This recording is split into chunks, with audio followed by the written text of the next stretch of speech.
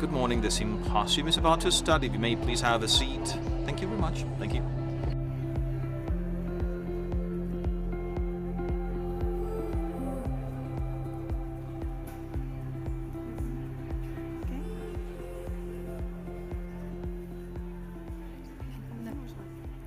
Buenos días. Mi nombre es Claudia Serna. Good morning. My name is Claudia Serna. I am a student from the Second International School Theatre Camp. I'd like to remind you that you can participate and give your opinion through Twitter. The hashtag is the one you can see on screen. Before we start, I would like to introduce myself. My name is Victoria Belloso. I studied both education, primary education, and children education at the University Camilo José Cela. At the end of last year, I was honored with the grant to University Studies, Mr. Felipe Segovia Martinez, and today I'm enjoying this grant as a teacher at Sekel Castillo. We would like to give a warm welcome to all the community that is following us online and virtually for this amazing celebration about learning. We would also like to thank the patience of our students from the Second International Congress, Empowering Young Voices for a Sustainable Future, for being such an important part of this session. We'd like to start this symposium by rendering a very warm homage to the person that gives a name to this learning experience, Mr. Felipe Segovia. The objective of this symposium is to keep the legacy of Mr. Felipe alive.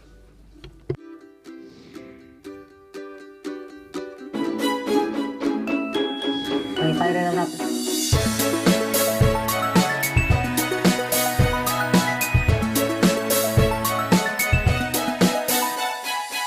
Bueno, el simposio es el espacio que nos damos a nuestra comunidad docente para aprender juntos. Entonces no hay mejor manera que aprender que de los compañeros que desarrollan pues innovaciones en las aulas, a veces desconocidas entre los colegios y la universidad o incluso dentro del propio colegio. En este octavo simposio, las novedades que tenemos, bueno, pues son todo lo que tiene que ver con el manifiesto del GEP y, bueno, pues los cuatro ejes con los 4 itinerarios. Yo creo que hoy es un momento para apoyarnos, compartir el GEP, los 12 puntos del manifiesto, relacionarnos con el ideario. Bueno, vamos a ver una serie de seminarios y de workshops, talleres, donde los profesores vamos a convertirnos en alumnos. Es importante que los profesores se reúnan y compartan sus prácticas docentes porque al fin y al cabo todos tenemos nuestro granito de arena que aportar y de manera conjunta podemos construir una educación vanguardista que satisfaga a todos. En el futuro la educación, como es deseo de todos nosotros los educadores, va a ser cada vez mucho más personalizada, mucho más centrada en lo que son los intereses y las motivaciones de los estudiantes. Y la participación personalizada, el que los propios aprendientes puedan escoger qué van a aprender y cómo lo van a hacer, va a ser lo que marque el camino a seguir.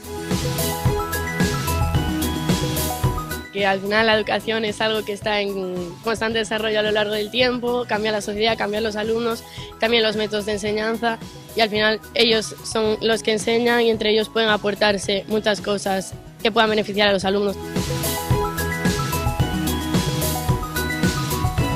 Un trabajo colaborativo entre colegios y universidad y hoy es la fiesta de la celebración del aprendizaje y más en el 130 aniversario.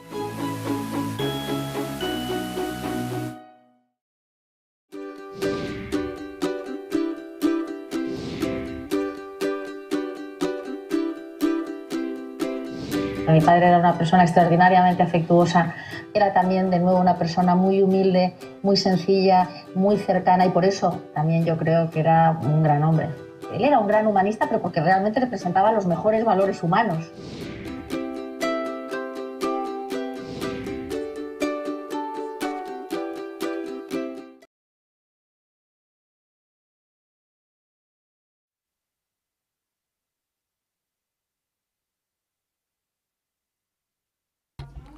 Next, I would like to give the floor to Ms. Felipe Segovia, President of the Educational Institution SEC.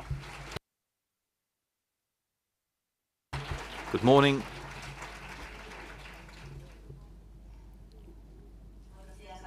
Good morning, everybody. We just heard it. The reason why we're here today, that idea of being better, because we cannot have a flat life. And I believe these words capture the essence and are able to explain the reasons why we're holding such a big celebration of our institution. This is our day to celebrate our community, in which we're here to learn together. We're here to celebrate what joins us, what is willing to learn and keep on improving. And that's done by the students, welcome, teachers, the university, schools in Spain, schools out of our borders, and through different formats. And I would like to welcome as well to those who aren't here today, but who are following us online. And welcome everyone who's following us online. We all wish you could be here with us. I hope in the future we might get the opportunity to welcome many of you to this grand celebration of our work, of your work, where we'll be sharing and learning from best practices in all our different learning environments. So very, very welcome to you all. I would like to just share a very brief thought with you about why, which we just explained, and how we are going to develop this session and why we're going to do so.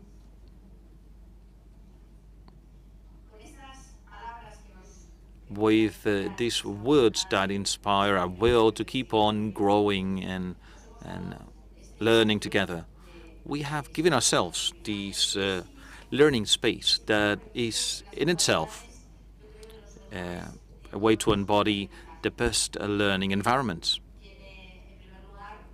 First of all, it is shared amongst the community, and it is a community because we share values, we share ideals, we share ideas, and because all of us have chosen to get involved with the institution, be part of the institution, and grow and develop ourselves and give our best within this institution.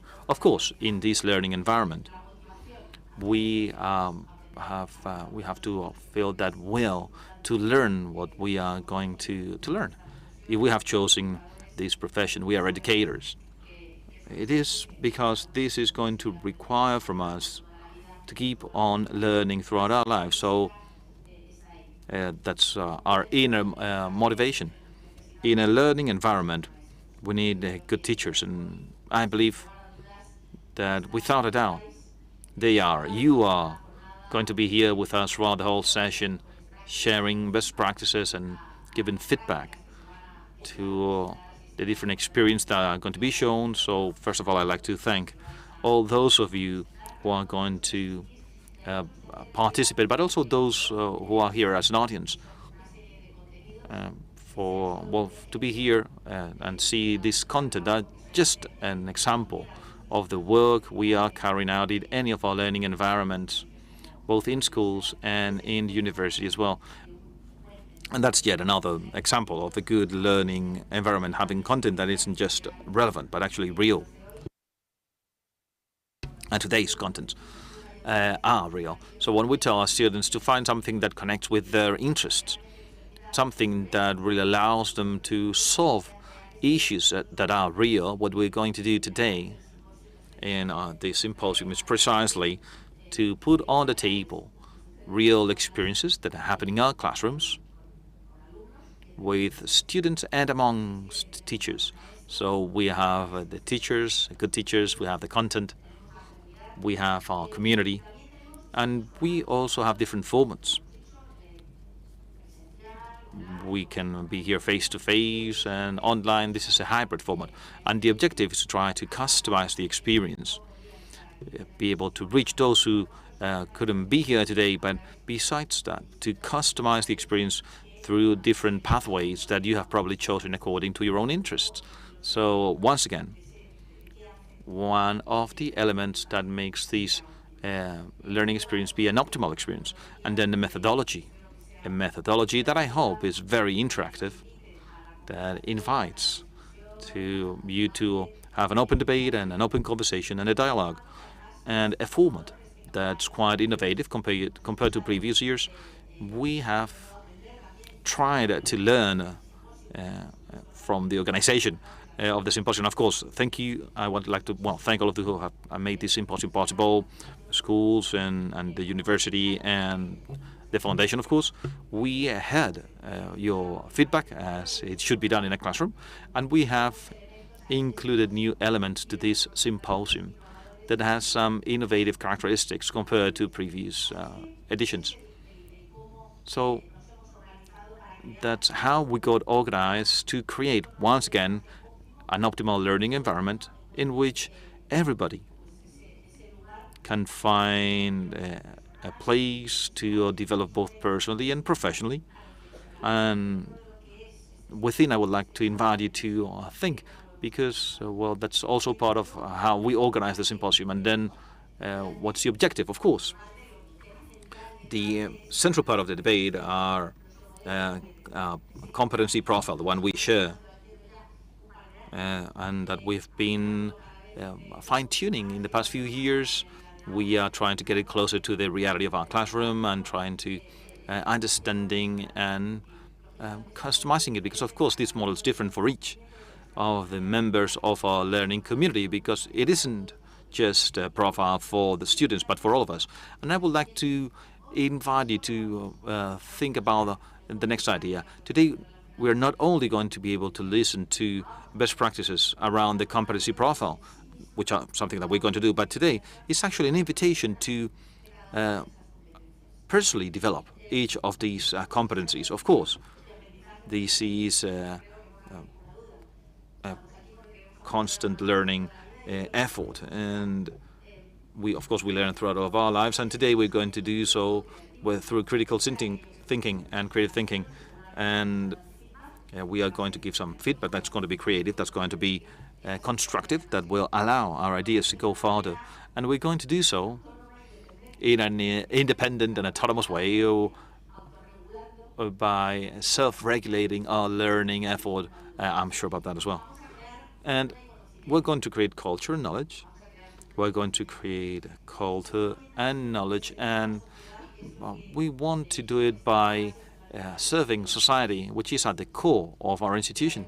And we will do so, of course, based on scientific evidence that you're working on so much. And given that this is an environment amongst colleagues and weather permitting, the campus, both from the university and the school, are going to be it's going to be open to us, and I believe it's going to be a relaxed environment. I hope this can provide some well-being, so today's environment is not stressed. And of course, we're going to tackle today through growth mentality, not being willing to settle and trying to be better. So that mindset is one of the main pillars of our institution. Also a sense of purpose, of course. I believe that we are all encouraged to be here. I mean, choosing education and then choosing the second education and then be here today gives us some sense of purpose. And we very frequently talk about the sense of purpose of our students, but should also be part of us. We are all part of a community. We are all teachers. We are all learning, and of course we are human beings that have a sense of a purpose. Unfortunately, we work in a sector that allows us to develop it. So that sense of purpose is very clear. Today is a day for human relations as well. So they're going to have efficient communication, of course, because we're going to have conversations. There's got to be a dialogue, and really help there's a debate. We might even be able to agree on some things and disagree on some other things, so we are able to build things better in the future. And the teaching leadership in each of our classrooms today is clearly a leadership that's going to be shared amongst all of us and for all of us. And collaboration has to be responsible, of course, because this collaborations looking for a greater good. We know that the work we do goes beyond ourselves, and so collaboration is essential if we want to keep on going forward. And initiative and ethical commitment, well, I believe that, of course, you have to work ethically in the world of education. And today, more than ever, I would dare to say, as human beings, we are facing other kinds of intelligence that will make us think a bit more in depth what being a human being is about, and has a lot to do with philosophy and ethics and being aware of oneself. And there's going to be an ecosystem impact, of course, because we want a systemic change. We don't want isolated changes in one classroom through one experience. We want a true systemic transformation so we can all learn from each other. And we, as an institution, we are a node in a greater ecosystem of social and educational relationships. And we have to understand our role through that class.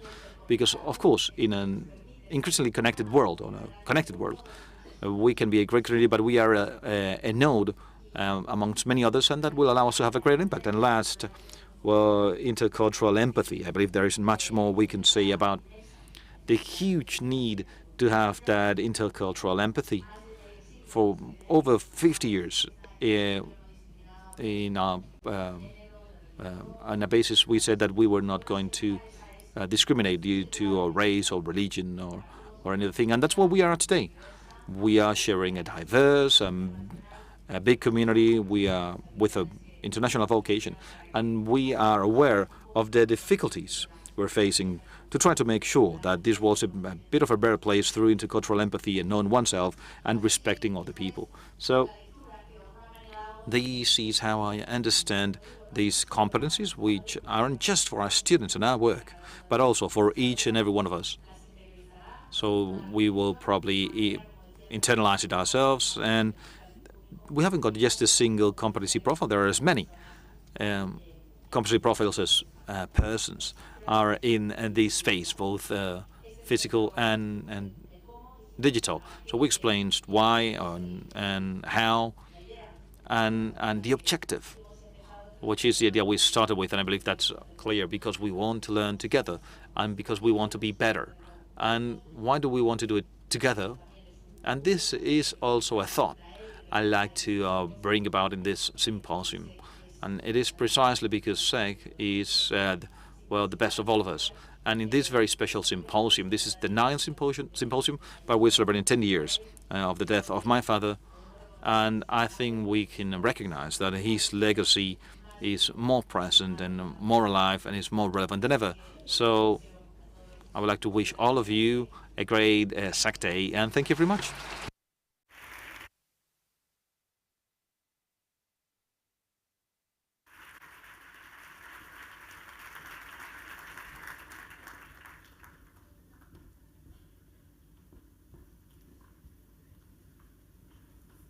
Muchas gracias, Nieves. Thank you very much, Nieves, for your words. And in this edition, we're going to walk around learning experiences with an impact that have as a reference profile the skill profile, the competency profile of the SEG education group, to walk about this framework and all the work done till it was defined. We are going to have David, Martin, and all the experts in the team from each of the competencies. After this intervention, David will invite some students so they can share with us how they understood and adapted this competency framework. Como sabes, nuestro ideario recoge el compromiso de SEG Education Group por perfeccionar al ser humano y lograr una sociedad mejor. El modelo educativo, los principios pedagógicos formulan distintos aspectos sobre la forma en que lo perseguimos, pero es nuestro perfil competencial el que define más exactamente a qué se refiere ese perfeccionamiento. Se ilustra en torno a 5 dimensiones principales: transformación personal, transformación relacional y organizacional, transformación para la sostenibilidad, transformación del conocimiento y aprendizaje para la transformación. Verás que para concretar el modelo hemos identificado 15 competencias clave que conforman o subdividen cada una de esas 5 transformaciones o dimensiones. Y están todas interrelacionadas. Esas competencias se interpretan mejor en combinación con las demás. Ten en cuenta que es un constructo que debe servirnos solo de orientación o de guía, porque la clave no está tanto en esas 15 competencias como en las 5 transformaciones que las agrupan. Y las llamamos transformaciones porque la ambición es asegurar que nuestra labor educativa tiene un impacto. Lo que buscamos es una educación que sea relevante para la persona que aprende en su relación consigo misma, en relación con los demás y con el mundo. Algo muy importante de este modelo es que lo hemos desarrollado entre todos. Ha sido un proceso muy participativo a través de consultas, equipos de trabajo, con presencia de personas clave tanto de los colegios SEC como de la Universidad Camilo José Cela. Muchas personas habéis participado, habéis estado presentes tanto en la definición del marco teórico, en los primeros pilotos para la evaluación y, por supuesto, en la implementación a todos los niveles. Este modelo competencial es importante porque define para qué educamos, qué perfil de persona aspiramos a ser y acompañar con nuestra labor educativa o, en otras palabras, perfeccionar con nuestro esfuerzo. Solemos decir que en SEC Education Group tenemos el compromiso de educar los mejores alumnos para el mundo y por eso trabajamos activamente en una educación que impacta no solo en lo que sabes, sino también en lo que haces y en quién eres. Around what you are and who you want to be. Thank you.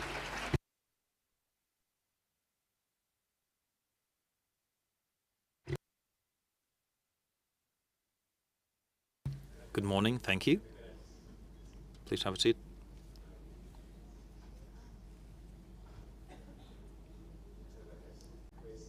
Well, thank you. Precisely 2 years ago, in the 7th Symposium in 2021,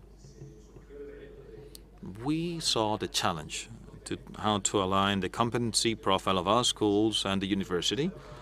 And we had just done that in the university. And it was precisely in the symposium that we found out and talked about the diploma and the IB competencies, joined with what we were doing in the university back then, and how it made sense as the SEC Education Group to have just one profile for all of us. And the first group of people met here in SEC El Castillo precisely during the symposium. I don't know if you remember.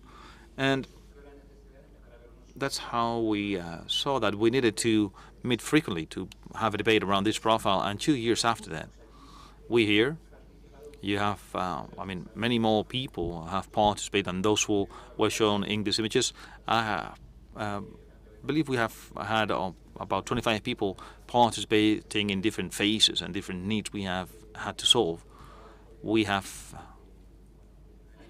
made, we have analyzed all the literature on competencies and education legislation and our own educational framework and the future of employment. So we created a theoretical framework, a definition that's available to all of you. We have a 25-page definition that describes the model. And after that, we have started by implementing and experimenting in classroom especially, and also the first steps to know how to assess it. And that's what we're going to be talking about today. And to do so, I have a wonderful representation of this group. I learned a lot with you. So I'm delighted to have you here today. And we have Carmen Sanchez. She's the Dean of the Education School of the University. She is the Academic Director of this educational model. We've got Ruth Castillo. She is in charge of the emotional teaching in our schools. Cecilia Villavicencio. She's the headmaster of Sección Campo. We've got Elvira Chinqueros. She is the Deputy Director of Sección Campo and the Director of the New World International School in Oman. I guess we have Amor here? Unless I'm wrong, I believe we have Amor with us. I think she's listening. She is, right? Hi, Amor. Thank you. Well, our president just explained the model perfectly well and how it is a call for all of us to implement it in our daily task. Yeah. As a summary, it's just a description about how competencies develop mainly through my personal transformation and my relationship with everybody else, my relationship with myself, with the rest, and with the world. That's what the different spheres of transformations mean. Could you help us understand each of those transformations? And we can probably start with Cecilia.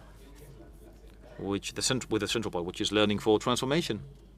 It is the central part, and I'm very happy. I'm going to talk about this transformation because I believe that's the one that's most cross-cutting. So I am extremely happy with what I'm going to be able to share with you, because I believe that when my colleagues talk about the transformation, I'm sure there are going to be things that we can probably link to learning for transformation, which is actually the core of the model.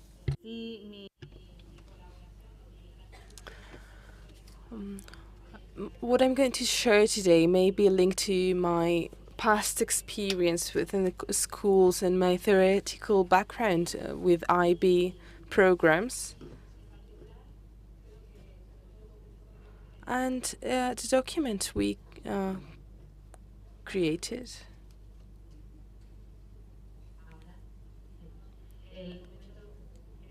Well, as I was saying, the document we created revolves around the trend. It doesn't talk about the student, the teacher, but we are all in a learning environment. And as I said before, this may seem to be a new word, but this document doesn't talk about a very specific student or a very specific student at university, but it talks about all people that are part of this community, and the individual learning performance is also tackled, but it affirms that collective learning is much more productive.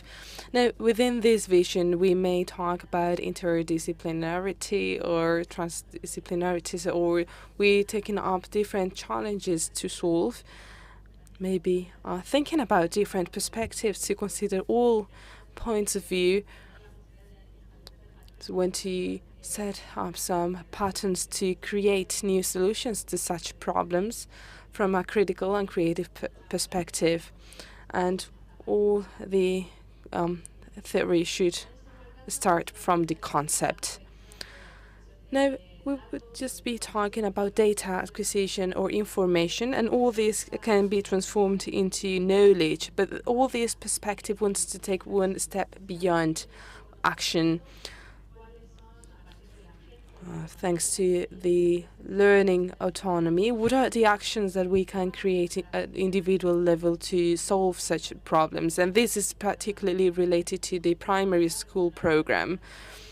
I'm talking again about primary schools, but of course we can adapt all this to our own learning experience within our institution or out of our institution.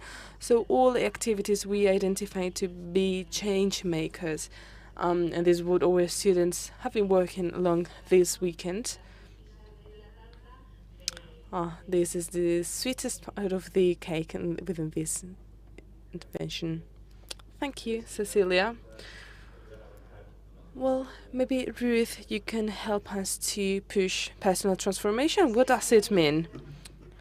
Well, hello, good morning to everyone. It's a pleasure to be here representing this sphere of competences.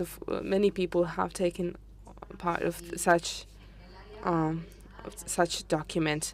At our personal transformation area, we revolve around everything we do to set the balance, strike the balance for physical, but also we have an idea that is present within all these competencies and skills. Personal knowledge and personal growth. This is linked to effort, persistence, and want to pursue vital objective thanks to our practice. And in order to do so, we have included 3 competences that we thought that were key elements to work on the personal transformation. Now, the personal transformation is becoming more and more important after the last report published by university, where 75% of university students consider that working on mental health is a priority. Now, this is a current scenario on the universities, but you can imagine that the schools are a unique environment. We can take preventive measures to provide our students with strategies and different skills that have an impact on their emotional balance.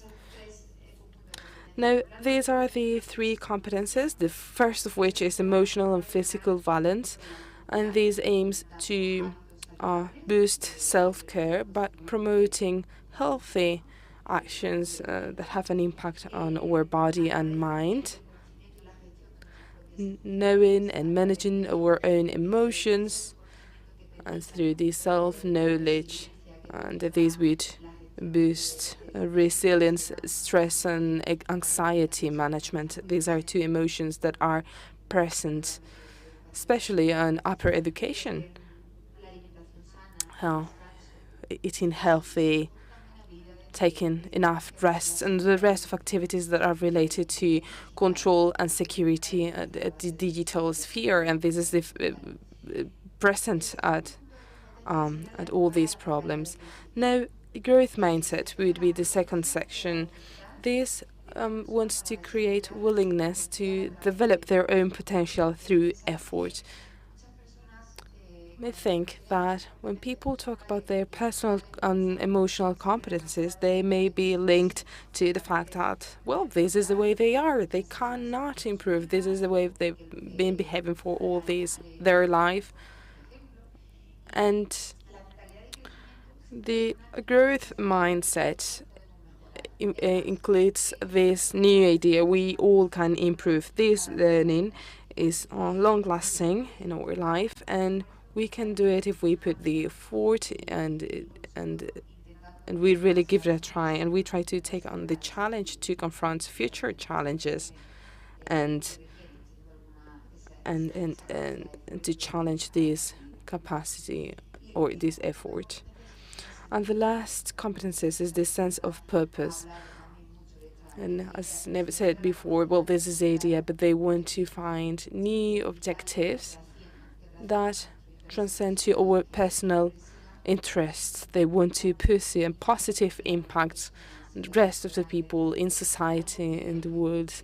And well, this is the general idea, to work in the long term, to have a sense of purpose. So we need to be aware of everything we can build in the future, everything we can learn from to reach our goals. And all these goals are related to this sentence: to forget about this selfish personal happiness, and we should think about happiness and well-being as something that can have a further impact. Well, as you can see, we're talking about learning for transformation. From personal transformation, now we are going to move about the relational transformation. And I'm going to hand over to Elvira so she can give us a broader perspective on this. Well, as David said, this is all about our personal relationships with others, and all these competencies let us adapt and move in a different environment, in a community, and we want to create a healthy environment, not only at professional level, but also at personal level. All the competencies that make up this relational transformation are efficient communication, responsible collaboration, and, as Neve said before in the presentation, co-leadership. Now, regarding efficient communication, we need to develop the skill to efficiently interchange information. We need to identify the context. The exchange of information at personal, at academic, and at professional level is of course different, but we have included the digital mean, and this also has its own conditions to effectively communicate in such an environment. Efficient communication implies that we develop our verbal skills through body language, and also our active listening. We need to learn how to pay attention to things. and talking in public is also a skill that should be developed. And of course, in our digital world, we need to create and adapt all this learning and skills to create digital content. We all learned together. We work in a single team, and so it's important to develop the capacity to work with other people with a shared objective, and of course taking into consideration what are the expectations of all the people that make up such a group. This is where responsible collaboration gains strength.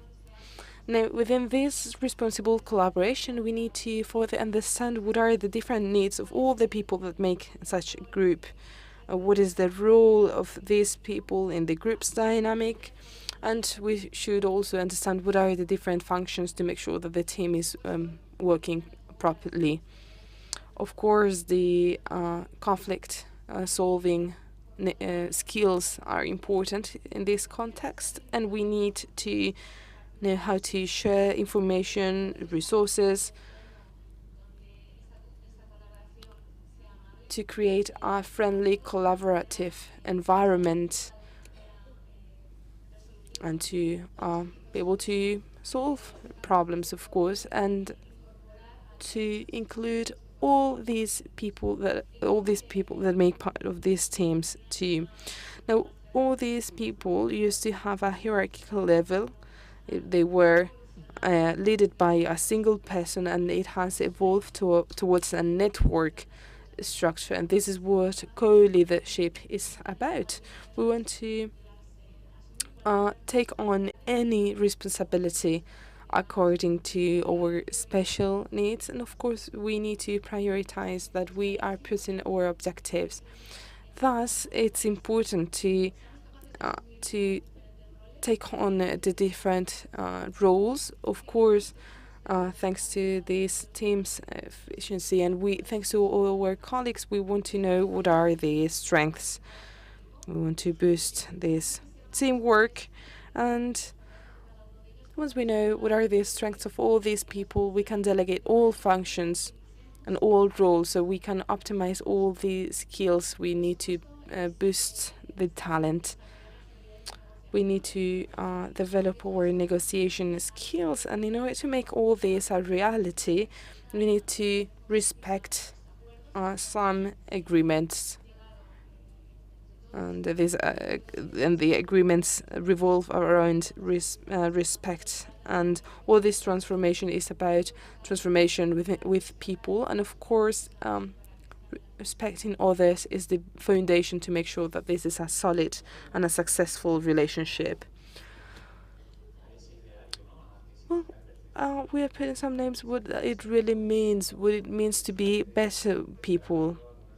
And we are moving into the different elements that we aspire to obtain in our educational model. Now, what is the impact of all this within our world? Now, this is the transformation for sustainability, our competencies in the environment, within the community. More, could you please bring us a broad idea on this? No, well, we worked towards sustainability transformation, and as you said, David, some people and some students at university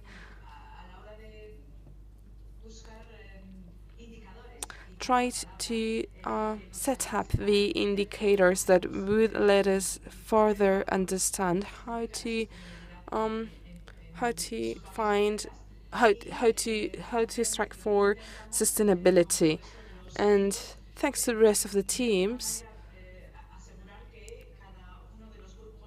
to make sure that all competencies and skills started from an understanding, passing through, making sure that we can understand what are the effects and causes, and then we want to make sure that we are boosting action. This is why we started to talk about intercultural empathy. This is one of the main skills that give us the possibility to understand what is important. The perspective is crucial here. What are the different perspectives surrounding us that complete our own perspective at the end of the day, right? So whenever we want to motivate our students and ourselves to better understand what is different, we of course understand that there are differences, but we are also understanding that we are biased, and our intentional effort to overcome such bias is going to is going to make us successful in the future. We need to create resilient environments that respond to future contexts, and thanks to this, we will develop this intercultural empathy skill. We will create new teams that have different perspectives and produce new solutions, products, and different actions that show that we are including all these needs. Now, the second group of skills and transformation for sustainability is the ecosystem impact. This is a topic we have talked about today already, and Felipe Segovia mentioned this point too before. The ecosystem impact is where students and teachers will analyze the causes of everything revolving us. But this is not just about the physical environment, right? We're also talking about the 3 Ps that the UN is giving us: planet, people, and profit. So everything that is taking place within the planet has a cause and effect, and we created as agents, as people, and we need to make sure that in our schools and universities we are understanding, or we're making everybody understand that profit shouldn't be just an economic profit, but profit should have an indicator and a criteria where we assess the different efforts we make to reach equity and opportunities for everyone when sharing resources or when accessing different positions where decisions can be made. Now, the very last group within the sustainability transformation is the initiative and ethical commitment. At this point, we want to see what are our privileges, and we want to use them, and we put all our efforts to make sure that we are balancing our efforts. As some organizations such as the UN said before, these societies that are more equitative are those societies where we are happier. These are where people are happier, and the shorter the bridge, the happier we all are.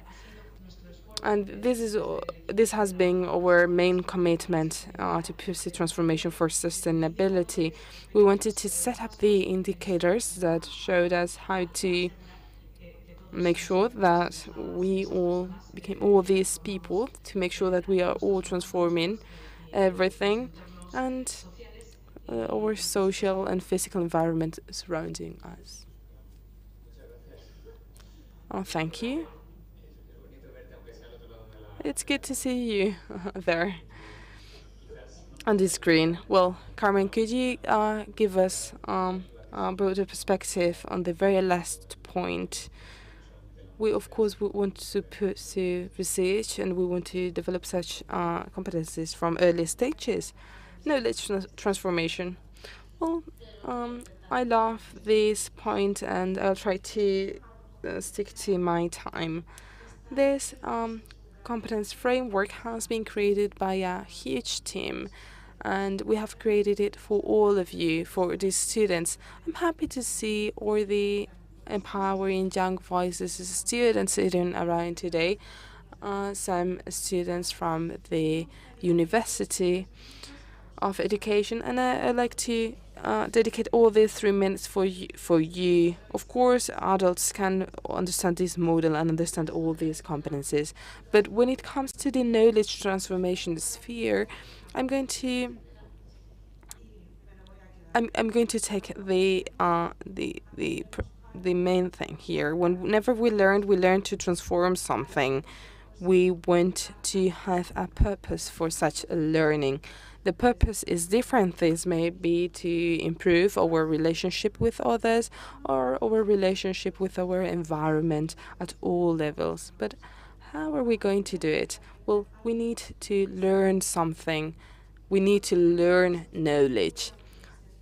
Of course, this is just knowledge on how to do things and how to be. We should represent it as a professional.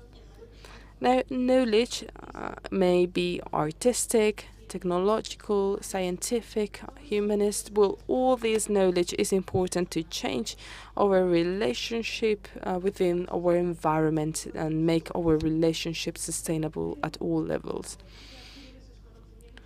Not only we acquire such knowledge, but we should make sure that skills and knowledge is adapted at all discipline and all subjects, regardless of what we are studying. And we should set up some cross-sectional competencies. Regardless of what we're learning, we need to make sure that our knowledge can transform towards improvement. Transformation may not be linked to progress. Maybe it may be the opposite, but we need to progress. And in order to progress, we need to be rigorous when researching. Regardless of what we're studying, we need to be rigorous at our research.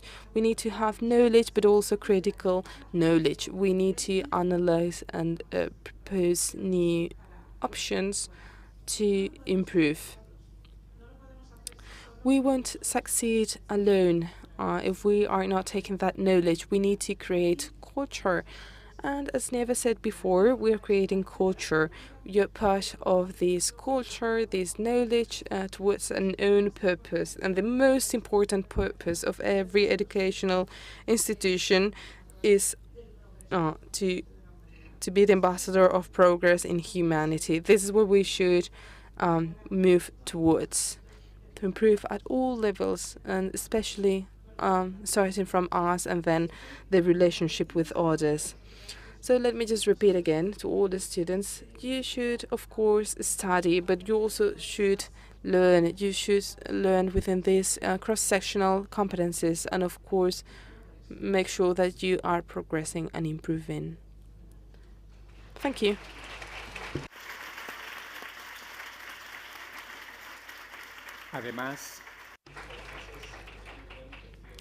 Well, it is really insightful to see how to end up close this profile. We are thinking how this is implemented in the day-to-day, what is implemented in the things to improve all these things.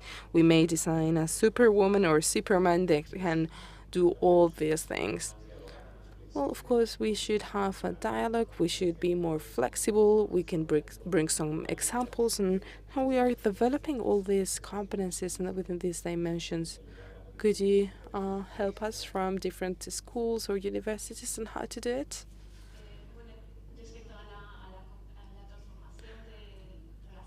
Well, the relationship and transformational knowledge is part of the curriculum at our skills. We are boosting this efficient communication. We need to help our students to express, to talk in public. And collaboration is hugely important. One of the main ways we work is thanks to our teams. The future model is also creating this collaboration with our students and also our teachers. But we have huge opportunities to develop language, So, of course, we are doing some changes, and we also have 2 campuses in Europe, both in Alps and Dublin. We also have some schools. We have some debates in primary school and also at all levels, and this also takes part in different parts of Europe. And regarding the collaboration, not only we will focus on the teamwork, thanks to the different entrepreneurship opportunities, but music is hugely important. We will have some music and playing music, or different schools of music show that relationship is important, that leadership is important too. Thanks to the General Advisory Board, thanks to the Student Council, where all students can share their voices. Or we also have some schools where students can develop their own initiatives through some learning initiatives. En mi dimensión, que para mí igual está ahí en el centro, el aprendizaje. Of course, learning for transformation is the key element, and this is what is placed at the center of such a sphere. And the sharing model within schools and universities a key element, and this shows how students, what is the perspective of students within knowledge. This takes us to a different exercise where the teacher doesn't necessarily know everything, or if there's a point where the teacher seems to know everything and there's nothing else to learn, and we need to see what tradition is regarding knowledge. The teacher is not at the front of the school, of the class anymore. He doesn't only have the power of knowledge, but also the power of making good questions. Now, this symposium is bringing the opportunity on how to model and bring best practices that can be shared between schools and universities. And thanks to this, we can reflect on this learning model. This is the so what. So once everything, I have all this knowledge, what if I do not share it with others? What if it doesn't create any change?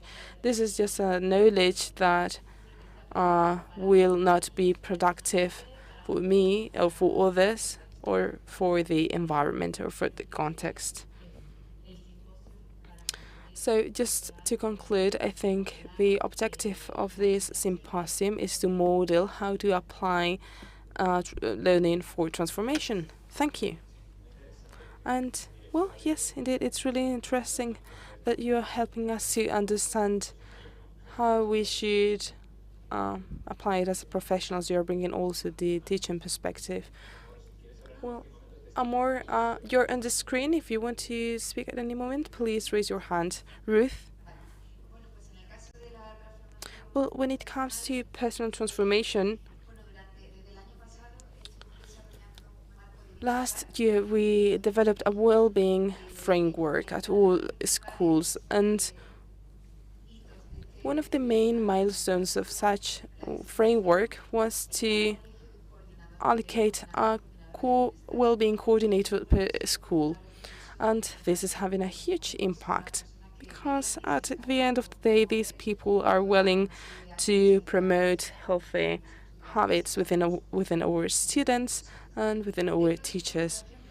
Now, one of the examples at school may be everything that revolves PE or SEC Olympics, and this has some scholarships, and we also have some programs from the university, CJC, sports club, and everything we promote at sport level to boost such physical practice and exercise.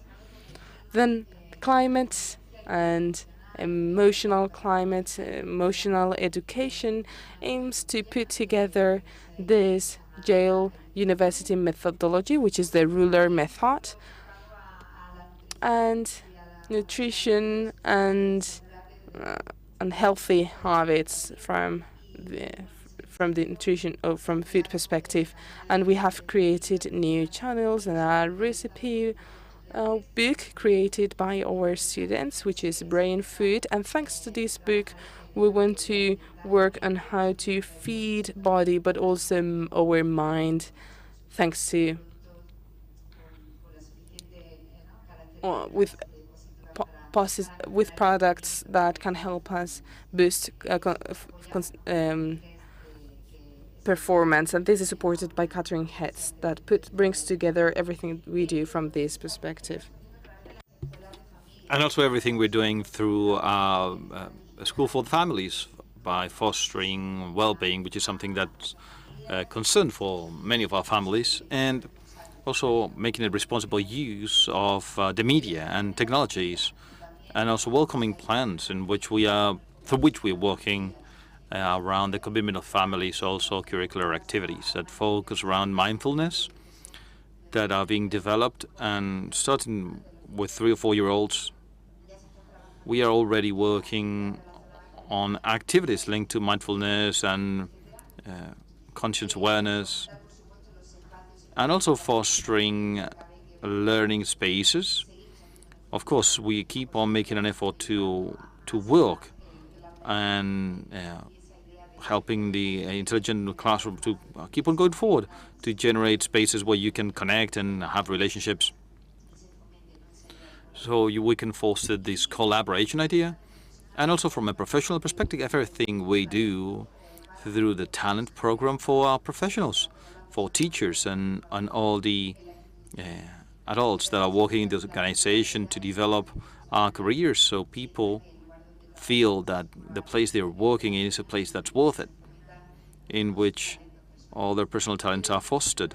From the university perspective, I would like to mention everything we are doing through the experience initiative. Everything's linked to the idea of personal work in collaboration with the Be Well Center by creating spaces to become, also spaces for to find each other.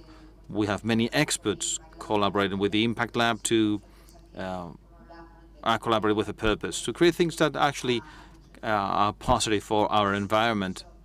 Many courses linked to developing healthy habits, the sports clubs we mentioned as well, and also from the advising committee we have included ways or labs to face stress, and the AAA effort that we these are just some examples that we can find both in schools and in the university. Thank you, Ruth.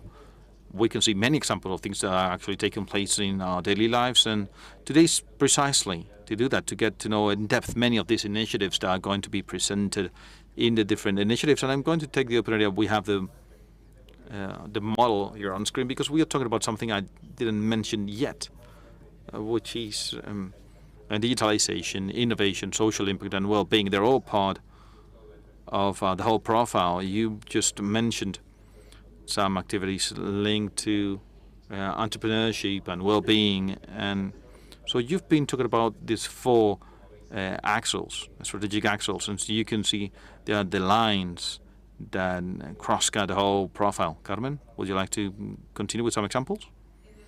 Yes, in the university and within knowledge transformation, it's really hard to mention how in a university, which is an institution that's been representing progress for hundreds of years in knowledge,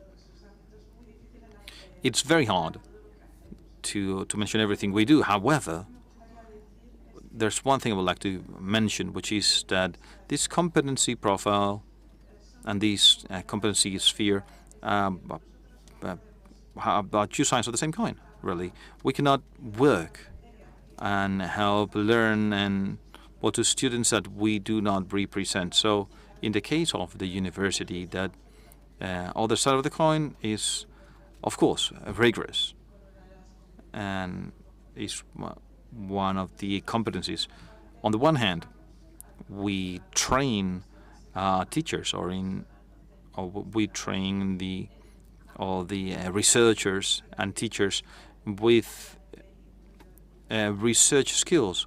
And of course, the first of them is to become a researcher, and the university itself is progress-oriented. The culture of progress and the culture of science is shared amongst all universities. We represent that subsphere. Well, we need to be trained as teaching experts to be able to generate in our university students that love for knowledge, also being scientifically solid and going towards progress. We have plans for students from